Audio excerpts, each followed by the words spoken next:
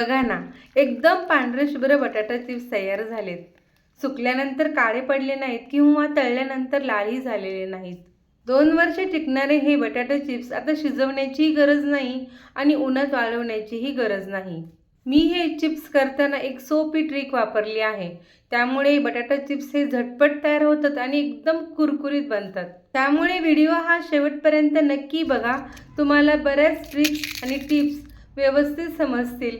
चला तर हे बटाटा चिप्स बनवायला सुरुवात करूया. त्यासाठी मी इथे 1 किलो बटाटे असे स्वच्छ धुवून अर्धा तासापूर्वीच पाण्यामध्ये ठेवलेले होते. बघा हे बटाटे आपण निवडताना कसे निवडायचे आहेत. तर हे बघा एकदम मोठ्या साईजचे बटाटे घ्यायचे, म्हणजे चिप्सचा आकार सुद्धा मोठा होतो आणि बटाट्यांची साल सुद्धा ही पातळ असावी. आता सगळ्या बटाट्यांची ही साल काढून घ्यायची आहे सुरुवातीला. आता बघा ही मी साल काढून घेतली आहे. तर हा पांढरा शुभ्र बटाटा आहे. असे पांढरे शुभ्र बटाटे घेतले की आपले चिप्स हे पांढरे तयार होतात आणि जरा काही बटाट्यांचा कलर हा पिवळा असतो, तर पिवळे बटाट्यांचे चिप्स हे पिवळे तयार होतात.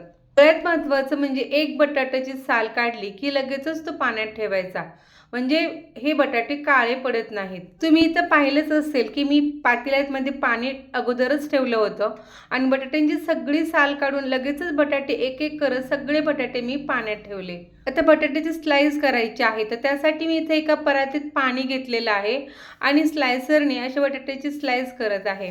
तर स्लाइस करताना सुद्धा बघा मी आडवा बटाटा घेतला आहे. असे आडवे बटाट्याची स्लाइस केले की एकदम छान असे चिप्स तयार होतात आणि उभं केलं की एकदम छोटे छोटे चिप्स तयार होतात. त्यामुळे बटाटा नेहमी पकडताना असा आडवाच पकडायचा आणि एकदम दाबून स्लाइस करायचा आणि पूर्ण एक स्लाइस झाल्यानंतरच दुसरी स्लाइस करायची, म्हणजे या बटाट्यांची पूर्ण चिप्स हे अख्खे तयार होतात. अर्धे अर्धे चिप्स तयार होत नाहीत.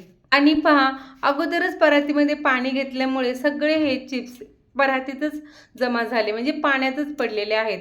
त्यामुळे हे चिप्स अजिबात काळे पडत नाहीत. आता हे चिप्स मी दुसऱ्या एका पातेल्यामध्ये काढून ठेवले. असं करत करत मी सगळे बटाट्यांचे चिप्स करून घेतले आणि या 2 पातेल्यांमध्ये घालून ठेवले. त्यामध्ये सुद्धा पाणी घेतलेलं आहे, म्हणजे चिप्स बुडतील एवढं पाणी पातेल्यांमध्ये अगोदरच घ्यायचं आहे. आणि पहा सगळे चिप्स आपले या पाण्यामध्ये बुडलेले आहेत. त्यामुळे अजिबात कसलेच हे चिप्स काळे पडत नाहीत.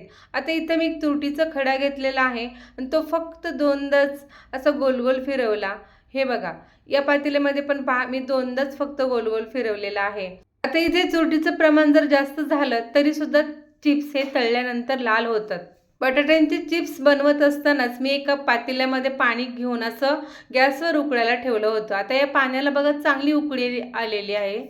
या पाण्यात सुद्धा मी थोडीशी तुरटी फिरवली. एका गाळणीमध्ये तुरटीचा खडा ठेवला आणि गोल गोल फिरवला. जास्त तुरटीचं प्रमाण आपल्याला अजिबात करायचं नाही. आणि तुम्ही इथं पाहिलं असेल की बघा पाण्याला उकळी आलेली होती. त्यानंतर मी गॅस बंद केला आणि पटपट हे बटाट्याचे चिप्स मी सगळे असे घालून घेतलेले आहेत. आणि पाणी आपल्याला अंदाजाने एवढे घ्यायचं की बटाट्याचे चिप्स चांगले या पाण्यामध्ये बुडतील. आता झाऱ्याने फक्त एकदाच असं वर खाली करून घ्यायचं, म्हणजे खाली जर जास्त पाण्याने गरम लगेच झालेले असतील ते वरचे पण खाली जातील. आणि झाकण ठेवून 15 मिनिटं आपल्याला थांबायचं आहे.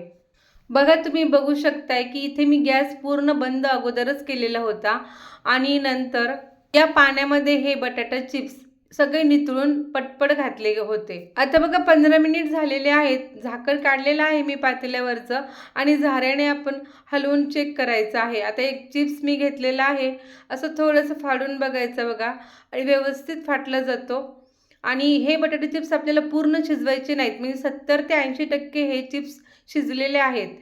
बटाटा चिप्स करायचं म्हटलं की प्रत्येकाला असं टेन्शन येतं की बटाटा किती वेळ शिजवायचा आणि जर बटाटा काळा पडला तर, किंवा बटाटे जास्त लाल होतात मग कसं होणार.